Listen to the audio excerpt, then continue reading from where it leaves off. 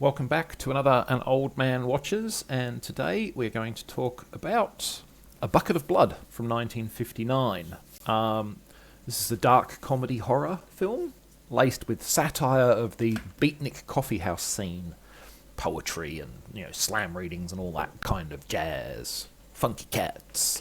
So it comes courtesy of Roger Corman and several of his irregular collaborators.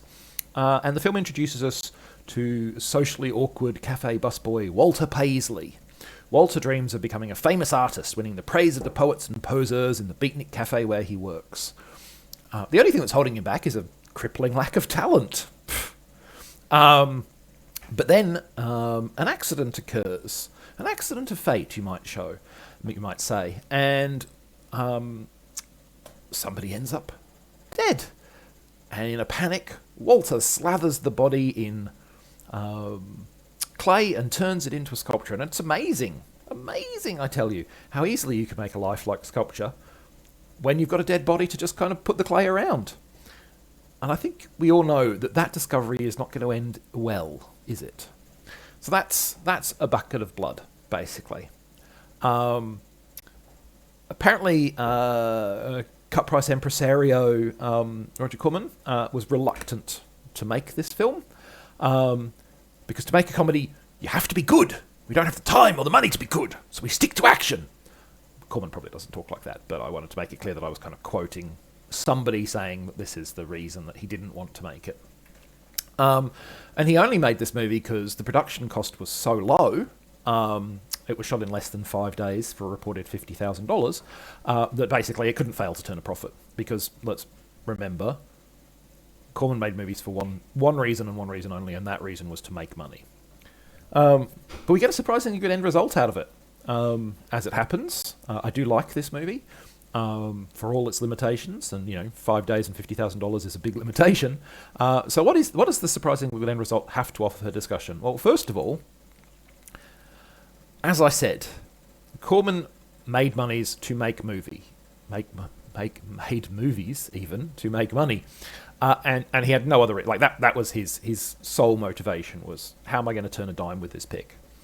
But for all that, at least in the earlier decades of his career, he also seems to have had the ability to find people who were not just willing and able to work cheaply, but who also had a genuine talent for film, whether that be in front of the camera or behind it. Francis Ford Coppola, Martin Scorsese, James Cameron, Jack Nicholson, they all got their chance in the Roger Corman Film School. It wasn't a film school, but it was kind of known as the Corman Film School. And if you go and look Corman up on Wikipedia, there's a long list of names who got their start in a Corman production.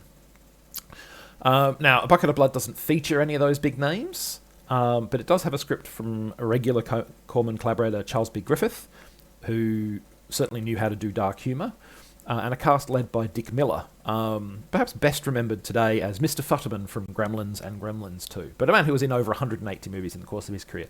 A man who knew how to act. Not that 5 days and $50,000 gives him an awful lot of time to do that, but he knew how to deliver on screen, and Corman knew how to find people that could do that. And Corman himself knew how to set up a camera, knew how to point it, knew how to set up a good angle, or his cinematographer did, one or the other. So yeah, there's an eye for talent here. This film is better than it deserves to be given its time and budget. Secondly, the script. The script does, I've called it Sympathy for the Devil, because the script does a good job of making us empathise and sympathise with Walter Paisley to start the film. Dick Miller does a good job of making his character likeable, and his initial kills are accidents or inspired by a panic, when he's afraid of being discovered. You can almost forgive him for making the best of a bad situation. I've got a corpse, I need to get rid of it, what am I going to do? I'll turn it into a saleable work of art. You can almost forgive him. And that helps sell things when he starts to succumb to the temptation to keep his film going and to actively seek out new material, so to speak.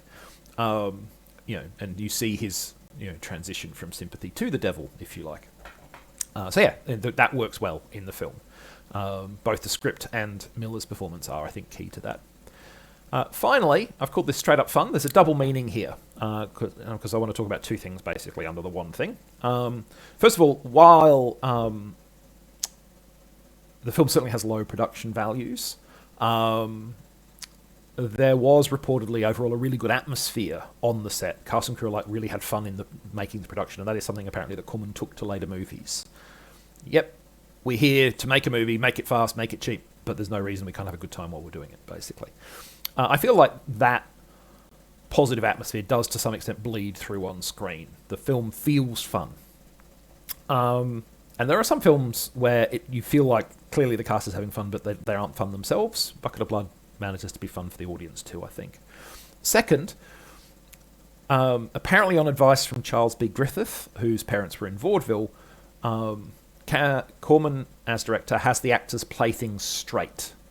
So, this is a comedy. It has absurd situations. It has, wacky stuff going on, basically. I mean, there's basically a busboy murdering people in order to create artwork. But the cast play it straight, which gives those situations and the dialogue room to breathe. Not like Paisley's Victims, eh? But and on that silly note, brings we come to an end of our discussion about A Bucket of Blood. What are we talking about next time? Dark City from 1998, a sort of noirish, gothic-ish, science fiction type mystery movie. So yeah, we'll talk about that next time. Hope you can join for that. In the meantime, thanks for watching this one.